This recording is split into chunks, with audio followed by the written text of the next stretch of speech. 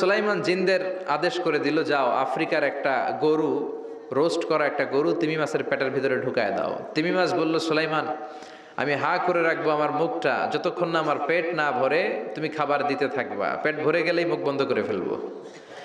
সেদিনা সুলাইমানের কথা অনুযায়ী জিনের বাদশা একটা আস্ত গরু ফ্রাই করা তিমি মাছের পেটের ভিতরে ঢুকাই দিছে, কিন্তু তিমি মাছ হা করে আছে। সেদিনা সুলাইমান বললেন, কয়েকটা খাসি মেরে দাও।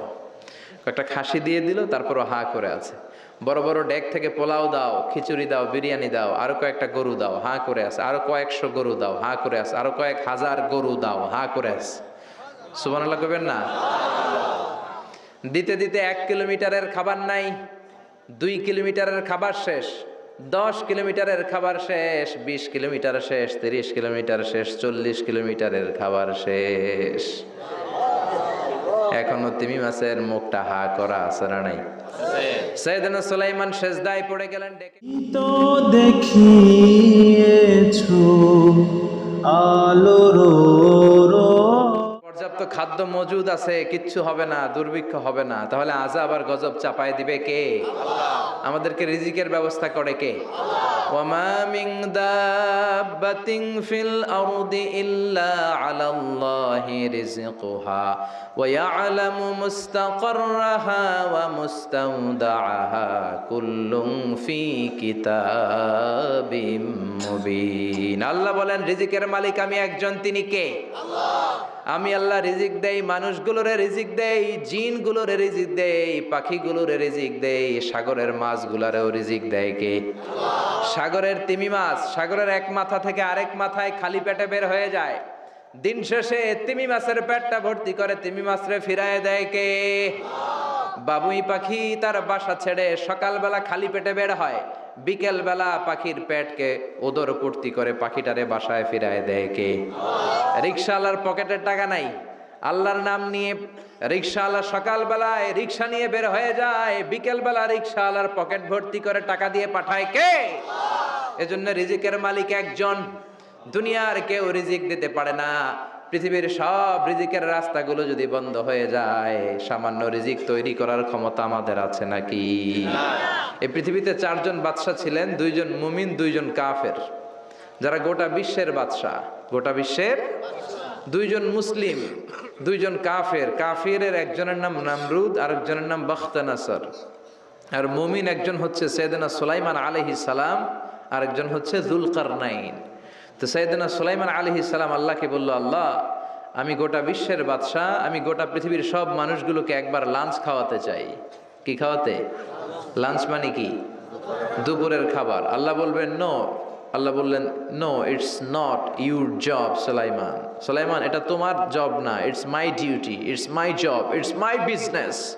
এটা আমার কাজ, আমার কাজ তুমি করতে যাও না। সাইয়েদনা সুলাইমান বললেন, আল্লাহ আমারে ট্রাই করার চেষ্টা দেন, সুযোগ দেন, আমাকে একটু ট্রাই করার সুযোগ দেন, চেষ্টা করার সুযোগ দেন। আমি একটু চেষ্টা করতে চাই, গোটা বিশ্বের সব প্রাণীকুলকে, মৎস্যকুলকে, জিনকুলকে, মানবকুলকে খাওয়াতে চাই। আল্লাহ বললেন, সুলাইমান এইটা তোমার কাজ নয়, তুমি পারবা না, কাজটা কার? আমি রিজিক দেই। সেদিন সুলাইমান বললেন, লেট মি ট্রাই, আমাকে একটু চেষ্টা করার তৌফিক দেন, আমি একটু করি, দেখি না পারি কিনা। আল্লাহ রাজি হয় না, সুলাইমান নবীও ছাড়ে না, ভেজাল আছে না নাই? সুলাইমান আলাইহিস সালামের জোরাজুরিতে আল্লাহ রাজি হলেন। সাইয়েদনা সুলাইমানের অনুসারী ছিল জিনেরা, জিনেরা আবার ওনার কথা শুনতো। উনি জিনদের নিয়ে গোল টেবিল বৈঠক করলেন আর বললেন, সাগরের তীরে বিশাল বড় বড় ডেগের মধ্যে রান্না করো, আফ্রিকার গরুগুলোকে ফ্রাই করো, তিমি মাছগুলোকে ভুনা করো, খাসিগুলোকে রেজালা করো, পোলাও করো, খিচুড়ি করো, বিরিয়ানি করো, সব ধরনের খাবার জমা করো। অমুক অমুক দিন দুপুর বেলায় আমি সাইয়েদনা সুলাইমান আলাইহিস সালাম গোটা বিশ্বের সবাইকে দুপুরের খাবার খাওয়াবো। জিনেরা বড় বড় পাতিলে রান্না করা শুরু করে দিল। রাতে সাগরের তীরে 40 কিলোমিটার এরিয়ার মধ্যে রান্নার স্তূপ। চলে আসলো সেই মাহেন্দ্র দিন, যেদিনে না লাগবে না, যেদিন খাওয়ানো হবে ওই দিন সবাই এসেছে। সাইয়েদনা সুলাইমান উদ্বোধনী ভাষণ দিবেন। উনি বলতে শুরু করলেন, জিনেরা লাইন ধরবে এদিকে, মাছেরা লাইন ধরবে এদিকে, পাখিগুলো লাইন ধরবে এদিকে, মানুষগুলো লাইন ধরবে এদিকে, সবাই লাইনে লাইনে এসে খাবার খেয়ে যাও। সাগরের ভেতর থেকে বিশাল এক তিমি মাছ এসে বলে, সুলাইমান আমি লাইন মানি না। কি মানি না? আমারে বেলাইনে খাবার দাও। সাইয়েদনা সুলাইমান বললেন, আমি নবী মানুষ, আমি বেলাইন করতে পারি না। তিমি মাছ বলে, আমার পেটে প্রচন্ড ক্ষুধা, এই ক্ষুধায় যদি আমি মরে যাই তাহলে কিয়ামতের দিন আল্লাহ তোমারে ছাড়বে না, কারণ আমি তোমার মেহমান হয়ে এসেছিলাম। ঝামেলা আছে না নাই? সাইয়েদনা সুলাইমান বললেন, বিপদে কি করি? আসলেই তো এই তিমি মাছ আমার মেহমান, আজকে না খেয়ে যদি মারা যায় কিয়ামতের দিন আল্লাহ আমারে ছাড়বে না। সাইয়েদনা সুলাইমান বললেন, ঠিক আছে, শুধু এই তিমি মাছের জন্য বেলাইন, বাকি সবাই লাইনে খাবে। কিছু লোক আছে দেখবেন সব জায়গায় বেলাইন করে, আছে না নাই? র্যাব আছে, পুলিশ আছে, এর ফাঁকে বেলাইন করে ফেলায়, আছে না নাই? তো সাইয়েদনা সুলাইমান জিনদের আদেশ করে দিল, যাও আফ্রিকার একটা গরু, রোস্ট করা একটা গরু তিমি মাছের পেটের ভিতরে ঢুকায় দাও। তিমি মাছ বলল, সুলাইমান, আমি হা করে রাখবো আমার মুখটা, যতক্ষণ না আমার পেট না ভরে তুমি খাবার দিতে থাকবা, পেট ভরে গেলেই মুখ বন্ধ করে ফেলবো। সাইয়েদনা সুলাইমানের কথা অনুযায়ী জিনের বাদশা একটা আস্ত গরু ফ্রাই করা তিমি মাছের পেটের ভিতরে ঢুকাই দিছে, কিন্তু তিমি মাছ হা করে আছে। সাইয়েদনা সুলাইমান বললেন, কয়েকটা খাসি মেরে দাও। কয়েকটা খাসি দিয়ে দিল, তারপরও হা করে আছে। বড় বড় ডেক থেকে পোলাও দাও, খিচুড়ি দাও, বিরিয়ানি দাও, আরো কয়েকটা গরু দাও, হা করে আছে। আরো কয়েকশো গরু দাও, হা করে আছে। আরো কয়েক হাজার গরু দাও, হা করে আছে। সুবহানাল্লাহ কইবেন না?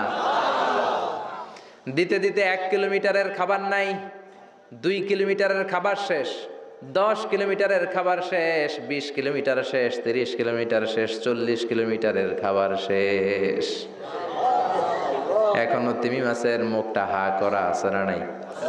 সাইয়েদনা সুলাইমান সেজদায় পড়ে গেলেন, ডেকে বললেন, আল্লাহ, আমি বুঝি নাই গোটা বিশ্বের সবাইকে তো দূরের কথা, একটা মাছরেও তো রিজিক দিতে পারলাম না।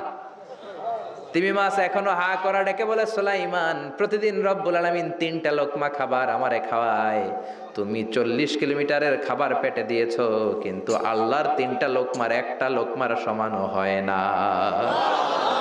এজন্য আল্লাহ বললেন, ওয়ামা মিন দাব্বাতিন ফিল আরদি ইল্লা আলাল্লাহি রিজকুহা ওয়া ইয়ালামু মুস্তাকাররাহা ওয়া মুস্তাওদাআহা কুল্লুন ফি কিতাবিম মুবিন। আল্লাহু আকবার।